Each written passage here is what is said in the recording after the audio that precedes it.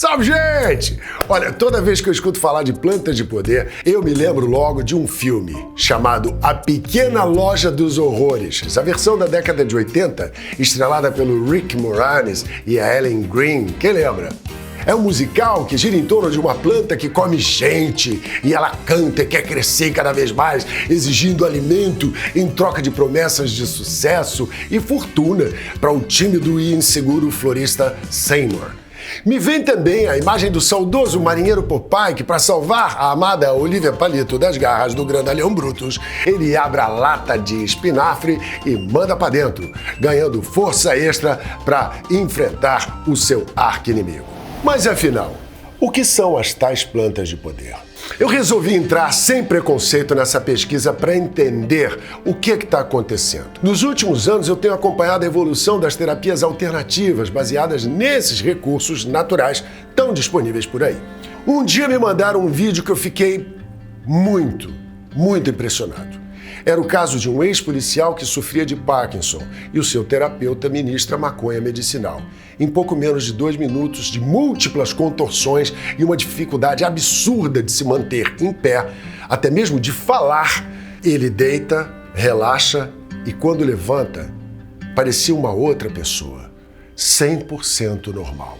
Toda aquela tremedeira e incapacidade de se equilibrar dão vez a um comportamento sereno, de alívio e controle. Olha que situação mais controversa. Um profissional que passou anos lutando contra o uso e comercialização da maconha, se beneficiando dos efeitos terapêuticos do CBD. Há pouco tempo também eu assisti uma série na Netflix chamada Como Mudar Sua Mente. O autor Michael Pollan explora a história do uso de psicodélicos. Para resumir bem, nos 4 episódios que são mostrados as substâncias como LSD, psilocibina, MDMA e mescalina, são apresentadas pessoas que estão se livrando dos efeitos de doenças crônicas severas e incapacitantes, e outros pacientes com doenças terminais estão encontrando conforto e dignidade no fim de suas jornadas. Ou seja, plantas de poder estão ajudando a cuidar de tudo aquilo que os remédios normais não têm dado conta de resolver. Então para pensar, será que não faz mais sentido trocar um pouco a farmácia pelo conhecimento ancestral? Porque há tantos relatos de pessoas como eu e você que podem se beneficiar de algo que foge ao nosso radar. Por que será que existem ervas que são tão demonizadas a ponto de rolar um apagamento cultural, proibindo o acesso e a divulgação desses princípios ativos, dessas substâncias que podem mudar o rumo da história? No início do século passado, entre as décadas de 30 e 40, no auge da cena do jazz, Harry Anslinger, um político dos Estados Unidos, efusivo defensor da proibição da maconha, associou a planta ao jazz afro-americano. Através da sua filha Martha, casada com um médico que era fã do jazz da época, Anslinger teve acesso aos nightclubs. Era comum ele ver as cocotas, as gatinhas da alta sociedade daquela época frequentando esses lugares, se envolvendo com os músicos que por sua vez eram negros, boêmios e levavam um estilo de vida mais alternativo. E essa associação não era bem aquilo que a sociedade americana racista e conservadora da época desejava para seus filhos. Essa influência comportamental, equivocadamente associada a uma planta, era uma bola quicando no meio do campo. Anslinger, então, não perdeu tempo e, meteu-lhe a bica. Conectou essa narrativa racial e cultural como forma de capitalizar sobre o medo da sociedade, promovendo políticas de proibição mais rigorosas em relação à maconha. Sua vitória veio em 10 de outubro de 1937, com a promulgação da Lei de Proibição da Maconha, oficialmente conhecida como Marijuana Tax Act. Roda a fita mais pra frente. Já em 1971, Richard Nixon faz um pronunciamento em rede nacional declarando guerra às drogas. Nixon já estava em guerra com o Vietnã, diga-se de passagem, perdendo de goleada.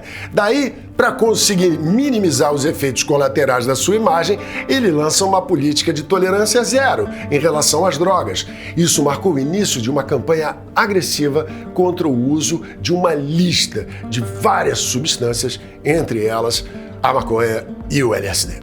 O que é mais controverso nessa história é que os ex-combatentes da Guerra do Vietnã foram os maiores prejudicados. Muitos soldados lançavam mão do uso dessas substâncias para lidar com o estresse e os horrores da guerra. Com a proibição e punição aos usuários, tudo ficou mais difícil para os soldados que sofriam de problemas de saúde mental. Então, eles não buscavam ajuda ou tratamento porque tinham medo das consequências legais e profissionais. A verdade é que desde então, todos os estudos científicos sobre os benefícios dessas substâncias para tratamentos importantes simplesmente foram varridos do mapa.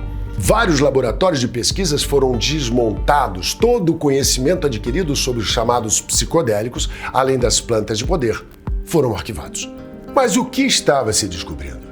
O que já se sabia por via da arqueologia, analisando antigos artefatos, era que o uso dessas substâncias é milenar. Vários relatos são encontrados em textos de culturas ancestrais, ora com uso medicinal, ora religioso.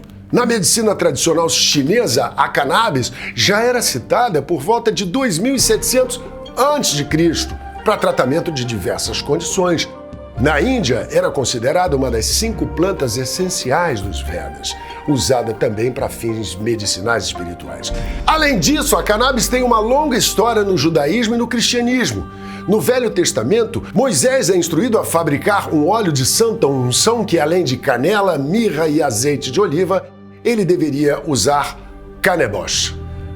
Segundo a teoria da antropóloga Sula Bennett, pesquisadora do tema, o termo foi erroneamente traduzido para o grego. Em vez de cálamo aromático, o barba lá em cima estava se referindo mesmo ao cânhamo. Deixando a antiguidade para trás e voltando para as descobertas do século XX, todo esse apavoro das guerras contra as drogas interrompeu o trabalho de 2 grandes estrelas de primeira grandeza. Timothy Leary, um psicólogo-filósofo, tornou-se um ícone da contracultura nos anos 60 com seu mantra Turn on, tune in, drop out. Ligue-se, sintonize-se, saia fora. Defensor fervoroso do LSD, Leary via nesse e em outros psicodélicos a chave para expandir a consciência, explorar novas dimensões da existência humana. Sua pesquisa audaciosa e sua personalidade carismática o catapultaram para o estrelato, mas também para o centro de controvérsias e debates acalorados sobre o uso e a legalidade dessas substâncias. Humphrey Osmond, por outro lado, abordou psicodélicos com o olhar do psiquiatra inovador, buscando compreender e utilizar os benefícios terapêuticos do LSD e da mescalina no tratamento de doenças mentais e dependência química, como o alcoolismo, por exemplo, chegando a 50% de cura com a aplicação da sua terapia. Sua colaboração com Aldous Huxley, o autor de Admirável Mundo Novo, no famoso experimento com a mescalina, inspirou a obra The Door of Perceptions, As Portas da Percepção, ampliando o diálogo sobre percepções da realidade e os estados alterados de consciência. Osmond não só cunhou o termo psicodélico, mas também contribuiu para o campo da medicina psiquiátrica com suas pesquisas pioneiras. Inclusive, Bill Wilson, cofundador dos Alcoólicos Anônimos, instituição renomada que até hoje salva a vida de pessoas portadoras desse mal, fez uso de psicodélicos e foi como ele se manteve sóbrio e que transformou a maneira como ele pensava sobre a adicção. O próprio AA foi fundado logo após essa experiência. Bom, hoje em dia nós estamos retomando essa jornada e redescobrindo o papel dessas substâncias. Emergem avanços recentes com o CBD, o canabidiol e as microdoses de psilocibina. O CBD, um dos componentes da cannabis, vem mostrando resultados impressionantes no tratamento de uma série de condições, sem os efeitos psicoativos associados ao THC, o tetrahidrocannabinol, que é o que dá o tal barato, não é? Isso trata de ansiedade, a doenças neurodegenerativas como esclerose múltipla, autismo, enxaqueca.